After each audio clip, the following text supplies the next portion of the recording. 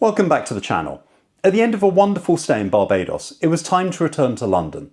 In this video, I'll review the Virgin Atlantic upper class service from Bridgetown back to London Heathrow. How does the return compare to the outbound? I hope you find the review interesting. Please do subscribe to my channel for future videos. Your support really does make a huge difference. My journey started at Grantley Adams International Airport. The check-in desks were outside under a covered roof. There were dedicated upper-class check-in desks with lots of staff on hand to direct you.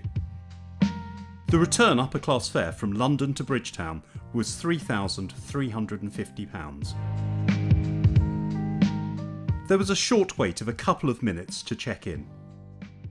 The baggage allowance was 2 checked bags weighing up to 32 kilograms or £70 each. The hand baggage allowance was 2 items weighing up to 12 kilograms or £26 each, but with a combined weight of no more than 16 kilograms or £35, plus a small personal item such as a handbag or rucksack.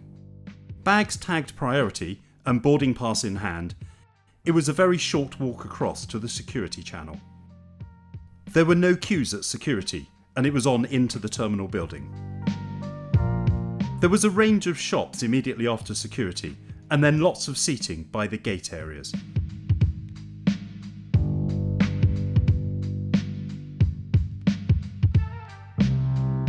Up some stairs at one end of the terminal was the Airport Executive Lounge.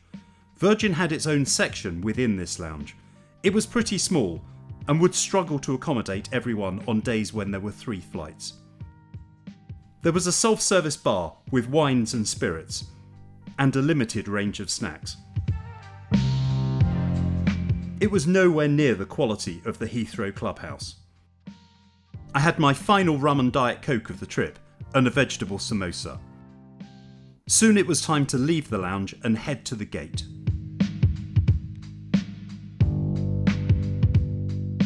The gate was at the other end of the terminal, which took a couple of minutes to walk. A queue started to form for priority boarding. After a couple of minutes, boarding started. You walked out across the airfield to board the plane. It was an Airbus A330-300 aircraft, registration Golf Victor Romeo Alpha Yankee. Called Miss Sunshine, it was 12 years old.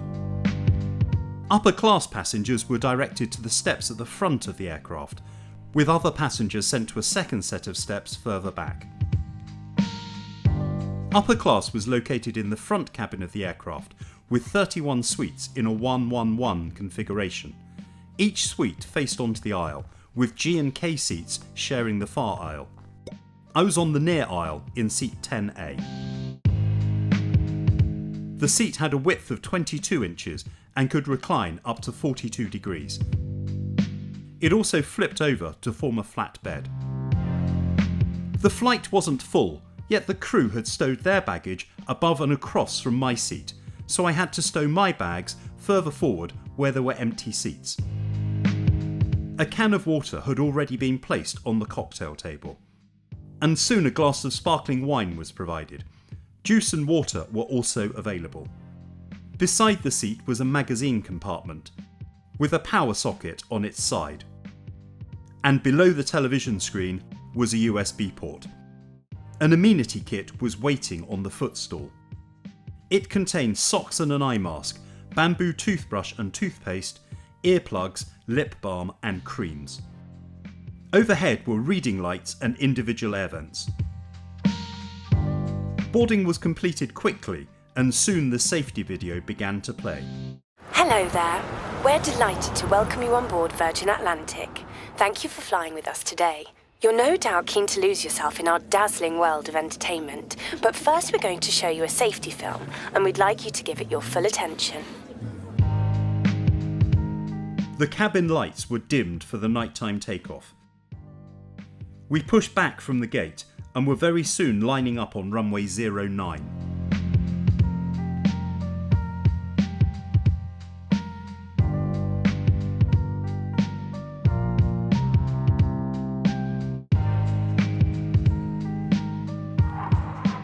The flight time from Bridgetown to Heathrow was scheduled to be 8 hours and 10 minutes.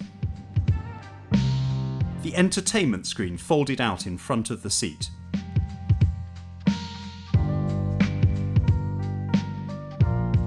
Good quality headphones were provided, which were comfortable to wear.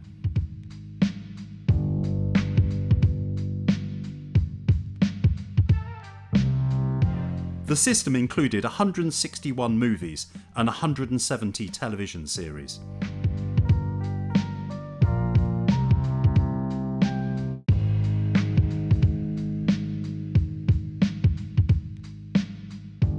Wi-Fi was available with various packages. The full flight package cost £21, which was about $27. It provided good download speeds of 38 megabits per second. Shortly after takeoff, drinks and snacks were offered. Then the seatbelt signs came on for an area of turbulence.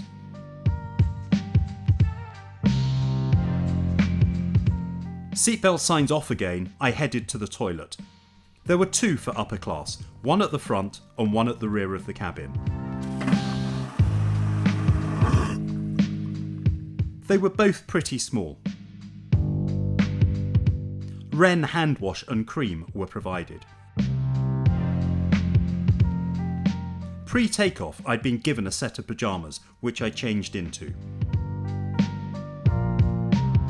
Back in the seat, the meal service had begun. There was a choice each of starter, main course and dessert. Additional main courses were available to pre-order online. The table folded out from beside the seat. The crew laid a tablecloth before laying my table for dinner.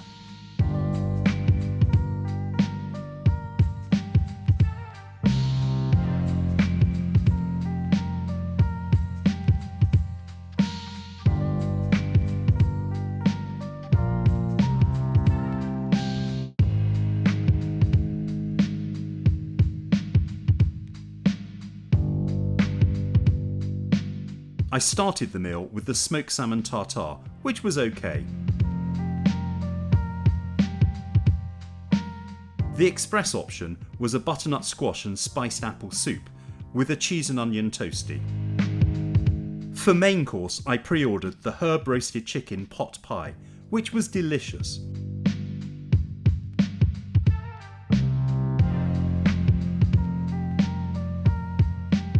For dessert, I opted for the passion fruit cheesecake. Overall, it was a good meal, with a particularly tasty main course. After dinner, it was time for some sleep. The seat flipped forward to form a fully flat bed. A mattress topper, pillow and duvet were provided. As a bed, it was fairly comfortable, and I managed about 5 hours sleep.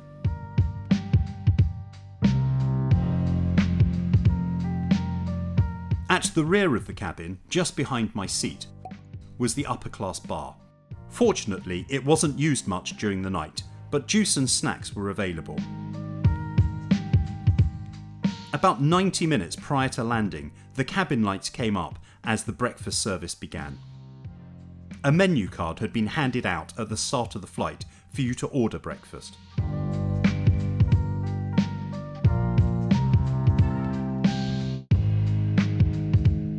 I opted for a bacon roll, which was served with a banana muffin, orange juice and tea. It was a good meal.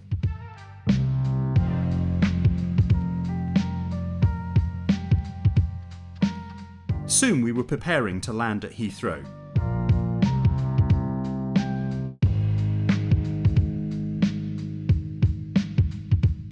We flew across South London, then turned to land on runway 27 left.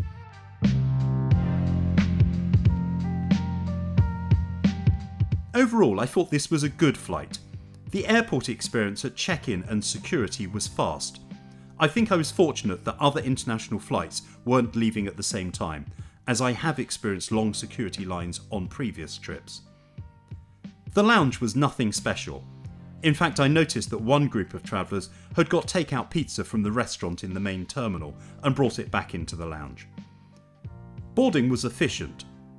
The seat was dated and not as good as those on Virgin's newer aircraft, but it was comfortable, both in seat and bed mode.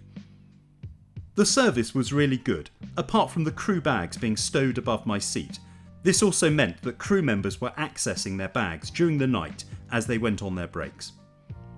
The food was good and an improvement on flights from earlier in the year.